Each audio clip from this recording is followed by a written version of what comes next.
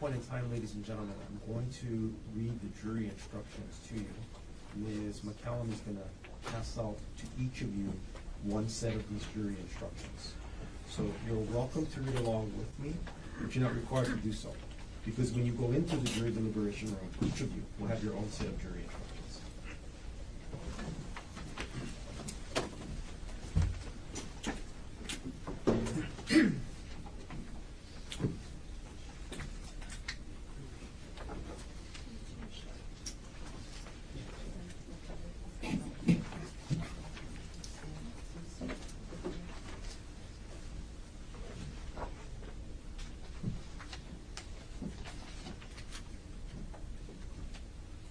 Mr. Short.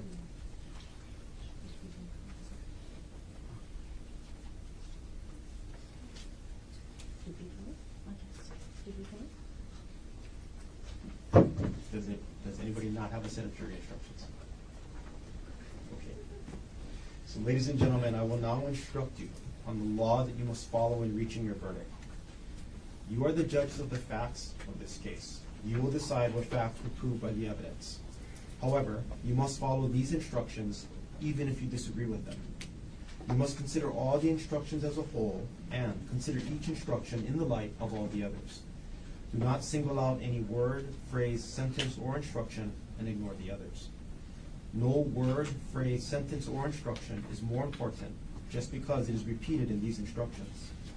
In the event that a statement or argument made by a lawyer contradicts or misstates these instructions, you must disregard that statement or argument and follow these instructions.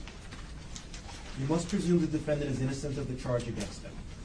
This presumption remains with the defendant throughout the trial of the case, unless and until the prosecution proves the defendant guilty beyond a reasonable doubt. The presumption of innocence is not a mere slogan, but an essential part of the law that is binding upon you. It places upon the prosecution the duty of proving every material element of the offense charged against the defendant beyond a reasonable doubt. You must not find the defendant guilty upon mere suspicion or upon evidence which only shows that the defendant is probably guilty. What the law requires before the defendant can be found guilty is not suspicion, not probabilities, but proof of the defendant's guilt beyond a reasonable doubt. What is a reasonable doubt?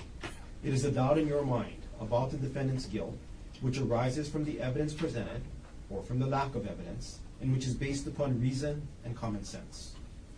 Each of you must decide individually whether there is or is not such a doubt in your mind after careful and impartial consideration of the evidence. Be mindful, however, that a doubt which has no basis in the evidence presented, or the lack of evidence, or reasonable inferences therefrom, or a doubt which is based upon imagination, suspicion, or mere speculation or guesswork is not a reasonable doubt. What is proof beyond a reasonable doubt? If, after consideration of the evidence and the law, you have a reasonable doubt of the defendant's guilt, then the prosecution has not proved the defendant's guilt beyond a reasonable doubt, and it is your duty to find the defendant not guilty. If, after consideration of the evidence and the law, you do not have a reasonable doubt of the defendant's guilt, then the prosecution has proved the defendant's guilt beyond a reasonable doubt, and it is your duty to find the defendant guilty. You must consider only the evidence that has been presented to you in this case, and inferences drawn from the evidence which are justified by reason and common sense. The charging document is a mere formal accusation, and it is not evidence of the defendant's guilt. You must not be influenced at all because the defendant has been charged with an offense. Trial procedures are governed by rules. When a lawyer believes that the rules require it, it is their duty to raise an objection. It is my responsibility to rule on such objections. You must not consider objections made by lawyers in your deliberations. Statements or arguments made by lawyers are not evidence. You should consider their arguments to you, but you are not bound by their memory or interpretation of the evidence. If I have said or done anything that has suggested to you that I favor either side, or if any of my statements or facial expressions has seemed to indicate an opinion as to which witnesses are or are not worthy of belief, or what facts are or are not proved, or what inferences should be drawn from the evidence, I instruct you to disregard it. You must also disregard any remark I may have made unless the remark was an instruction to you. You must not be influenced by pity for the defendant or by passion or prejudice against the defendant. Both the prosecution and the defendant have a right to demand, and they do demand and expect, that you will carefully and impartially consider and weigh all of the evidence and follow these instructions, and that you will reach a just verdict. You must disregard entirely any matter which the court has ordered stricken. You may, but are not required to accept as conclusively proved any fact or event which the court has judicially noticed. You must accept as conclusively proved any fact to which the parties have stipulated. While you must consider all of the evidence in determining the facts in this case, this does not mean that you are bound to give every bit of evidence the same weight. You are the sole and exclusive judges of the effect and value of the evidence and of the credibility of the witnesses. It is your exclusive right to determine whether and to what extent a witness should be believed and to give weight to his or her testimony accordingly. In evaluating the weight and credibility of a witness's testimony, you may consider the witness's appearance and demeanor, the witness's manner of testifying, the witness's intelligence, the witness's candor or frankness or lack thereof, the witness's relation, if any, to a party, the witness's temper, feeling, or bias, if any has been shown, the witness's means and opportunity of acquiring information, the probability or improbability of the witness's testimony, the extent to which the witness is supported or contradicted by other evidence, the extent to which the witness has made contradictory statements, whether in trial or at other times, and all other circumstances surrounding the witness and bearing upon his or her credibility. Inconsistencies or discrepancies in the testimony of a witness or between the testimony of different witnesses may or may not cause you to discredit such testimony. In weighing the effect of inconsistencies or discrepancies, whether they occur within one witness's testimony or as between different witnesses, consider whether they concern matters of importance or only matters of unimportant detail, and whether they result from innocent error or deliberate falsehood. If you find that a witness has deliberately testified falsely to any important fact, or deliberately exaggerated or suppressed any important fact, then you may reject the testimony of that witness, except for those parts which you nevertheless believe to be true. You're not bound to decide a fact one way or another, just because more witnesses testify on one side than the other. It is testimony that has a convincing force upon you that counts, and the testimony of even a single witness, if believed, can be sufficient to prove a fact. The prosecution is not required to call as witnesses all persons who may have been present at any of the events disclosed by the evidence, or who may appear to have some knowledge of these events, or to produce all objects or documents mentioned or suggested by the evidence. The defendant has no duty or obligation to call any witnesses or produce any evidence. The defendant in this case has testified. When a defendant testifies, his credibility is to be tested in the same manner as any other witness. The defendant has a constitutional right and a legal duty to be present throughout the trial and while other witnesses testify. You must not draw any unfavorable inference regarding the credibility of the defendant's testimony on the basis that he was present during the trial. During the trial, items are received into evidence as exhibits. These exhibits will be available for your review when you deliberate.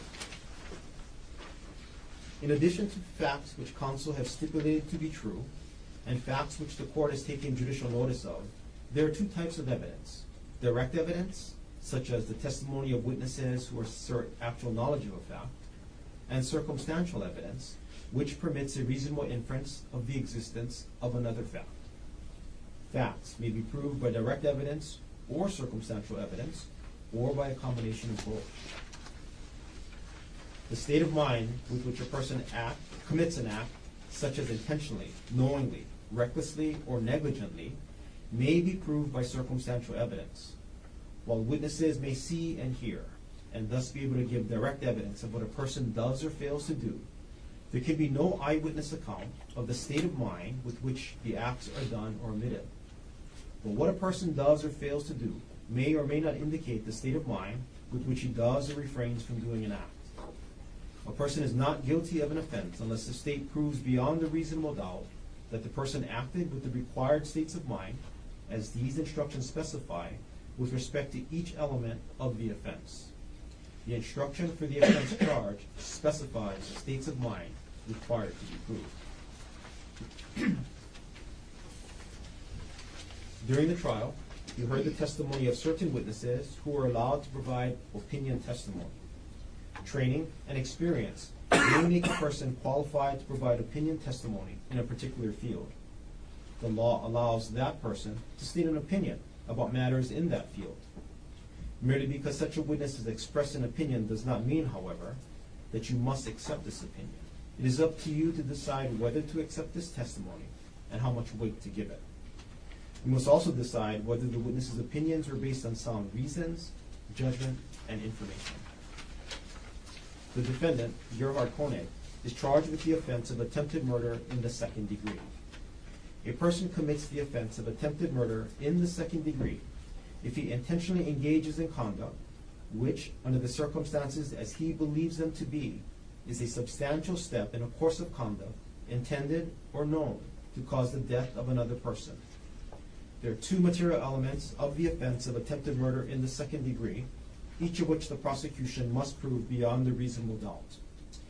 These two elements are: 1, on or about March 24, 2025, in the city and county of Honolulu, the defendant intentionally engaged in conduct, and 2, the conduct, under the circumstances as defendant believed them to be, was a substantial step in a course of conduct intended or known to be practically certain by the defendant to cause the death of Arielle Konig. Conduct shall not be considered a substantial step unless it is strongly corroborative of the defendant's intent to commit murder in the second degree, which is intentionally or knowingly causing the death of another person. Self-defense is a defense to the charge of attempted murder in the second degree and its included offenses. Self-defense involves consideration of two issues. First, you must determine whether the defendant did or did not use deadly force. Second, you must determine whether the force used was justified. The burden is on the prosecution to prove beyond a reasonable doubt that the force used by the defendant was not justified. If the prosecution does not meet its burden, then you must find the defendant not guilty. The first issue is, did the defendant use deadly force? Deadly force means force which the defendant uses with the intent of causing, or which he knows to create a substantial risk of causing, death or serious bodily injury. Force means any bodily impact, restraint or confinement, or the threat thereof. If you determine that the defendant used deadly force, then you are to proceed to the section of this instruction entitled Deadly Force Used. If you determine that the defendant did not use deadly force, then you are to proceed to the section in this instruction entitled Deadly Force Not Used. The determination of whether or not the defendant did or did not use deadly force must be unanimous. You must then follow the law in the applicable section to determine the second issue, which is whether the force used by the defendant was justified. Deadly force used. The use of deadly force upon or toward another person is justified if the defendant reasonably believes that deadly force is necessary to protect himself on the present occasion against death or serious bodily injury. The reasonableness of the defendant's belief that the use of protective deadly force was necessary shall be determined from the viewpoint of a reasonable person in the defendant's position under the circumstances of which the defendant was aware, or as the defendant reasonably believed them to be when the deadly force was used.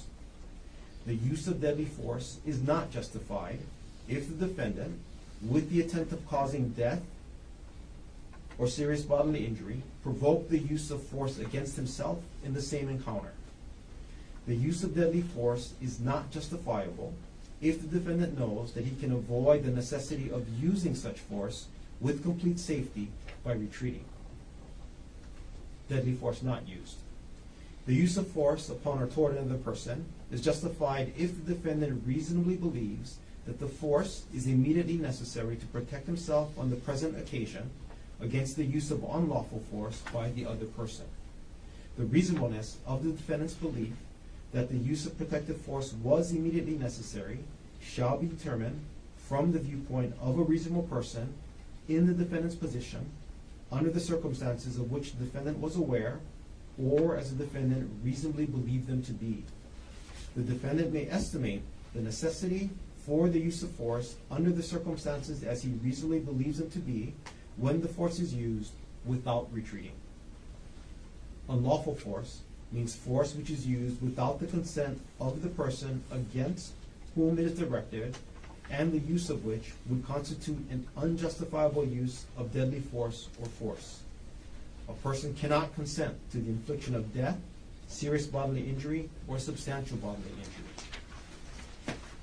Self-defense is not available for the included offenses of assault in the second degree by recklessly causing substantial bodily injury, and assault in the third degree by recklessly or negligently causing bodily injury, if the prosecution proves that 1, the defendant was reckless in believing that he was justified in using deadly force or force against the other person, or 2, the defendant was reckless in acquiring or failing to acquire any knowledge or belief which was material to the justifiability of his use of deadly force or force against the other person.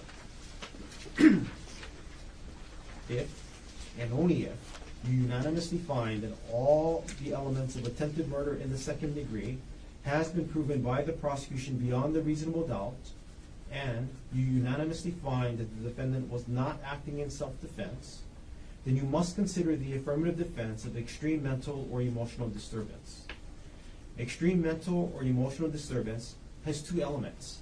These 2 elements are, 1, the defendant was, at the time he attempted to cause the death of the other person, under the influence of extreme mental or emotional disturbance. And 2, there was a reasonable explanation for the extreme mental or emotional disturbance. The reasonableness of the explanation shall be determined from the viewpoint of a reasonable person in the circumstances as the defendant believed them to be. The question of the defendant's self-control, or lack of it, at the time of the offense is a significant factor in deciding whether he was under the influence of extreme mental or emotional disturbance. The defendant must prove an affirmative defense by preponderance of the evidence. This means that the defendant must prove that it is more likely than not, or more probable than not, that each element of extreme mental or emotional disturbance occurred. In determining whether the defendant has proven an affirmative defense by a preponderance of the evidence, you must consider all of the evidence that has been presented to you regardless of who presented it. If you unanimously find that the defendant has proven the elements of the affirmative defense by a preponderance of the evidence, then you must find the defendant guilty of attempted manslaughter based upon extreme mental or emotional disturbance. If you unanimously find that the defendant has not proven the elements of the affirmative defense by a preponderance of the evidence, then you must find the defendant guilty of attempted murder in the second degree. If you are unable to reach a unanimous verdict as to whether the affirmative defense has been proved or not been proved, then a verdict may not be returned on attempted murder in the second degree. If, and only if, you find the defendant not guilty of attempted murder in the second degree, or you are unable to reach a unanimous verdict as to this offense, then you must consider whether the defendant is guilty or not guilty of the included offense of attempted assault in the first degree. A person commits the offense of attempted assault in the first degree if he intentionally engages in conduct under the circumstances as he believes them to be, constitutes a substantial step in a course of conduct intended to culminate in his commission of assault in the first degree. There are 2 material elements of the offense of attempted assault in the first degree, each of which the prosecution must prove beyond a reasonable doubt. These 2 elements are, 1, on or about March 24, 2025, in the city and county of Honolulu, the defendant engaged in conduct which, under the circumstances as the defendant believed them to be, was a substantial step in a course of conduct intended by the defendant to culminate in the commission of assault in the first degree.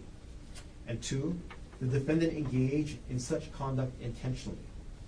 Conduct shall not be considered a substantial step unless it is strongly corroborative of the defendant's intent to commit assault in the first degree. The defendant commits the offense of assault in the first degree if he intentionally or knowingly causes serious bodily injury to Arielle Konig. If and only if you find the defendant not guilty of attempted assault in the first degree, or you're unable to reach a unanimous verdict as to this offense, then you must consider whether the defendant is guilty or not guilty of the included offense of assault in the second degree. This offense can be committed in one of two ways: assault in the second degree, substantial bodily injury, or assault in the second degree, dangerous instrument. As to the first alternative, a person commits the offense of assault in the second degree, substantial bodily injury, if he intentionally, knowingly, or recklessly causes substantial bodily injury to another person. There are two material elements of the offense of assault in the second degree, substantial bodily injury, each of which the prosecution must prove beyond a reasonable doubt. These two elements are: 1, on or about March 24, 2025, in the city and county of Honolulu, the defendant caused substantial bodily injury to Arielle Konig. And 2, the defendant did so intentionally, knowingly, or recklessly. As to the second alternative, a person commits the offense of assault in the second degree, dangerous instrument, if he intentionally or knowingly causes bodily injury to another person with the dangerous instrument. There are three material elements of the offense of assault in the second degree, dangerous instrument, each of which the prosecution must prove beyond a reasonable doubt. These three elements are: 1, on or about March 24, 2025, in the city and county of Honolulu, the defendant caused bodily injury to Arielle Konig. And 2, the defendant did so with a dangerous instrument. And 3, the defendant acted intentionally or knowingly, as to elements 1 and 2. We are to consider each alternative of assault in the second degree separately. The fact that you may find one of the alternatives has or has not been proved beyond a reasonable doubt does not mean that you must reach the same decision with respect to the other alternative. In order to find that the offense of assault in the second degree has been proved, you must unanimously agree that the same alternative, or both of the alternatives, have been proved beyond a reasonable doubt. Proof beyond a reasonable doubt of one or both of the alternatives will result in the conviction of only one offense of assault in the second degree. If, and only if, you find a defendant not guilty of assault in the second degree, or you are unable to reach a unanimous verdict as to any of the alternatives, then you must consider whether the defendant is guilty or not guilty of the included offense of assault in the third degree.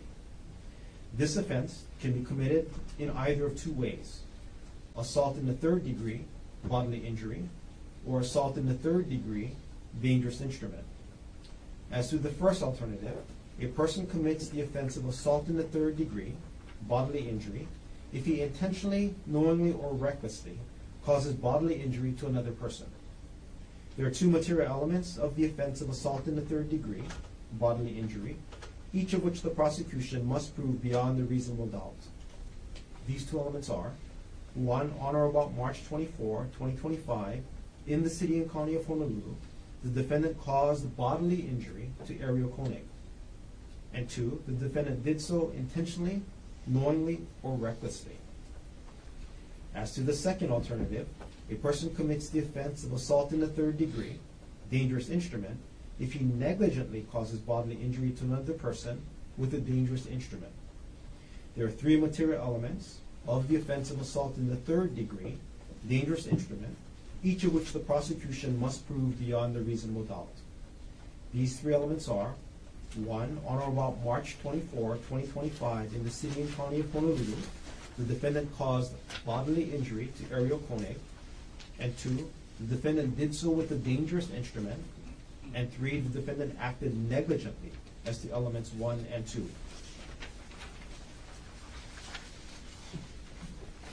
The fact that you may find one of the alternatives has or has not been proved beyond a reasonable doubt does not mean that you must reach the same decision with respect to the other alternative. in order to find that the offense of assault in the third degree has been proved, you must unanimously agree that the same alternative, or both of the alternatives, has been proved beyond the reasonable doubt. Proof beyond the reasonable doubt of one or both of the alternatives will result in the conviction of only one offense of assault in the third degree. Ladies and gentlemen, I'll amend the instructions so that it reads the way I read it out loud. If and only if you find that the prosecution has proved the offense of assault in the third degree beyond the reasonable doubt, then you must also consider whether the fight or scuffle was entered into by mutual consent, whether expressly or by conduct. You must determine whether the prosecution has proven beyond the reasonable doubt that the fight or scuffle was not entered into by mutual consent. This determination must be unanimous, and it is to be indicated by answering yes or no on a special interrogatory that will be provided to you. Dangerous instrument means any weapon, device, instrument, material, or substance, whether animate or inanimate, which, in the manner it is used, or is intended to be used, is known to be capable of producing death or serious bodily injury. Serious bodily injury means bodily injury which creates a substantial risk of death, or which causes serious permanent disfigurement, or protracted loss or impairment of the function of any bodily member or organ. Substantial bodily injury means a major avulsion, major laceration, or major penetration of the skin, or a burn of at least second-degree severity, or bone fracture, or a serious concussion, or a tearing, rupture, or corrosive damage to the esophagus, viscera, or other internal organs. Bodily injury means physical pain, illness, or any impairment of physical condition. A person acts intentionally with respect to his conduct when it is his conscious object to engage in such conduct. A person acts intentionally with respect to attendant circumstances when he is aware of the existence of such circumstances or believes or hopes that they exist. A person acts intentionally with respect to a result of his conduct when it is his conscious object to cause such a result. A person acts knowingly with respect to his conduct when he is aware that his conduct is of that nature. A person acts knowingly with respect to attendant circumstances when he is aware that such circumstances exist. A person acts knowingly with respect to the result of his conduct when he is aware that it is practically certain that his conduct will cause such a result. A person acts recklessly with respect to his conduct when he consciously disregards the substantial and unjustifiable risk that the person's conduct is of the specified nature. A person acts recklessly with respect to attendant circumstances when he consciously disregards a substantial and unjustifiable risk that such circumstances exist. A person acts recklessly with respect to a result of his conduct when he consciously disregards a substantial and unjustifiable risk that his conduct will cause such a result. A risk is substantial and unjustifiable if, considering the nature and purpose of the person's conduct and the circumstances known to him, the disregard of the risk involves a gross deviation from the standard of conduct that a law-abiding person would observe in the same situation. A person acts negligently with respect to his conduct when he should be aware of a substantial and unjustifiable risk taken that the person's conduct is of the specified nature. A person acts negligently with respect to attendant circumstances when he should be aware of a substantial and unjustifiable risk that such circumstances exist. A person acts negligently with respect to a result of his conduct when he should be aware of a substantial and unjustifiable risk that his conduct will cause such a result. A risk is substantial and unjustifiable if the person's failure to perceive it, considering the nature and purpose of his conduct and the circumstances known to him, involves a gross deviation from the standard of care that a law-abiding person would observe in the same situation. The law allows the introduction of evidence for the purpose of showing that there is more than one path to prove an element of an offense or to disprove a defense. In order for the prosecution to prove an element of an offense or to disprove a defense, all 12 jurors must unanimously agree that the same act has been proved beyond a reasonable doubt. You must not discuss or consider the subject of penalty or punishment in your deliberations of this case. A verdict must represent the considered judgment of each juror, and in order to reach a verdict, it is necessary that each juror agree thereto. In other words, your verdict must be unanimous. Each of you must decide the case for yourself, but it is your duty to consult with one another and to deliberate with a view to reaching an agreement, if you can do so without violating your individual judgment. In the course of your deliberations, do not hesitate to re-examine your own views and change your opinion if convinced it is erroneous. But do not surrender your honest belief as to the weight or effect of evidence for the mere purpose of returning a verdict. You have been allowed to take notes during this trial. When you begin deliberations, you must follow some important rules with regard to notes. 1. Notes may be used only by you to assist in refreshing your memory of the evidence. Notes are not a substitute for your own independent memory of the evidence. 2. Keep your notes to yourself and do not share or read them to any other juror. 3. You must not give certain evidence more weight simply because it appears in your notes. Do not assume that your notes are accurate or complete. 4. Some of you may not have taken notes. If you have not taken notes, you should rely on your memory of the evidence and should not be influenced by the fact that another juror took notes. Notes are not entitled to any greater weight than the memory of each juror as to what the testimony may have been. Anytime you leave the room during deliberations, leave your notes face down on your chair. 6. If you go home overnight without reaching a verdict, your notes will be kept by the court and returned to you at the start of the next day. Your notes will not be read by anyone. 7. After you have reached a verdict, your notes will be collected and destroyed. At the start of your consideration of this case, elect one of your members as foreperson to preside over your deliberations and be your spokesperson in court. You may take such time as you feel is necessary for your deliberations. You may inform the court if you have any questions about or do not understand the court's instructions. When you reach a verdict, the foreperson is to sign and date the verdict, an appropriate form for which will be given to you. When you begin your deliberations, and until you are through with your consideration of this case, or you are otherwise excused by the court, it is necessary that you remain together as a body. Court personnel will be sworn to attend you and take care of any personal problems you may have and see to your comfort. If you need to communicate with the court, send a note through the bailiff. Please do not attempt to communicate with the court except in writing. During the course of this trial, you have received all of the evidence you may consider to decide the case. You must not attempt to gather any information on your own which you think might be helpful. Do not engage in any outside reading on any matter having anything to do with this case. Do not refer to dictionaries or other outside sources. Do not visit any places mentioned in the case. Do not in any other way try to learn about the case outside the courtroom. During your recesses from deliberations, when you are released to go home in the evening, you must not discuss this case with anyone or permit anyone to discuss this case with you. You must not read or listen to news accounts about this case if there are any. You must not discuss this case with any person other than your fellow jurors. You must not review to the court or to any other person how the jury stands, numerically or otherwise, until you have reached a unanimous verdict and it has been received by the court. You may bring in either one of the following verdicts. 1, not guilty. Or 2, guilty as charged of attempted murder in the second degree. Or 3, guilty of attempted manslaughter based upon extreme mental or emotional disturbance. Or 4, guilty of attempted assault in the first degree. Or 5, guilty of assault in the second degree. Or 6, guilty of assault in the third degree.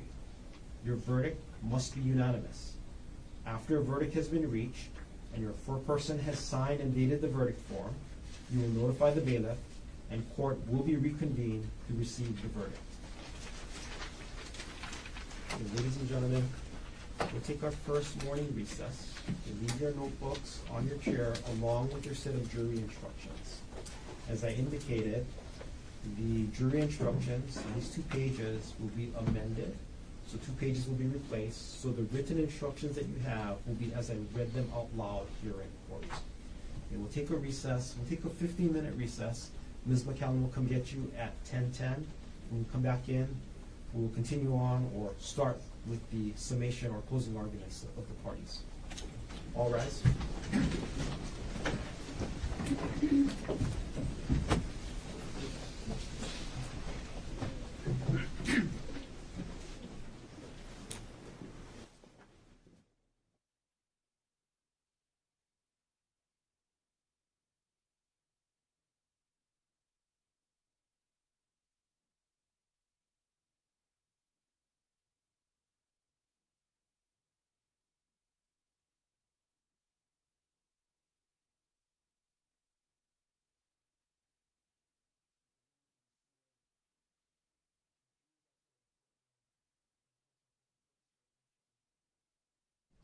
Page 19 of the jury instructions. Page 19 references guilty of murder in the 2nd degree. The court read attempted murder in the 2nd degree.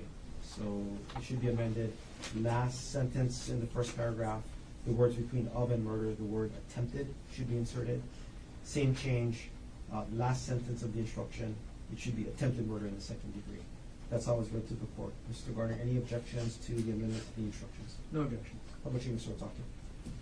This is on page 19, correct? Yes, sir. Yes, sir. In the 2 places where it said murder instead of attempted? Correct. Yeah, no problem. And Thank you. then one more change, counsel. Page 24, and I need you to take a look at not just page 24, but also page 22. I read to the jury the last paragraph that's in page 22 that is not on page 24, indicating that, again, they need to consider the alternatives separately. They must be unanimous if they're going to come back on an alternative, or both alternatives, and that if they do come back on 2, it results in only a singular conviction. It mirrors the language in page 2, except it's assault in the 3rd degree. As it was read, and to the amendment, Mr. Garner? No objection. How about you, Mr. Otake? No objection, thank you. Yeah, no. As the instructions are read to the jury, counsel, any objections to the instructions as a whole, No. other than what we've already settled on the record? Other than our previous objections, nothing new. None from the state. And Mr. Garner, have you had the opportunity to review the proposed verdict forms, special interrogatory, and communication forms? Yes. Any objections? No. How about you, Mr. Otake? No objections, I did review it. Okay. Anything we should take up before we take our recess? Nothing from the state. Just that we're gonna take a break after, I'd ask that I think we need to take a break after the state's closing, so I can set up and also show the state my PowerPoint at that point. That's fine. Yeah. I intended that anyway. I did have one more thing. I'm sorry. I'm glad I remembered it. The normal course of closing is the state, take the break, defense, right? And then go straight into the state's rebuttal. Correct. If the defense is going to argue the affirmative defense of extreme or emotional disturbance, then the defendant has to rebuttal. We didn't discuss that, but that is the state. So if the defense is going to argue that, then there's rebuttal. They'll come right after the state's rebuttal. And then I'll give the final part to the jury before I send them to deliberation. Counsel, any agreement with that? Yes, with the understanding that should that happen, the rebuttal is limited to the EMED. Oh, it's only on EMED? Yeah. Okay. Counsel, thank you. Court's in recess. And off record, I'm gonna now look at his PowerPoint.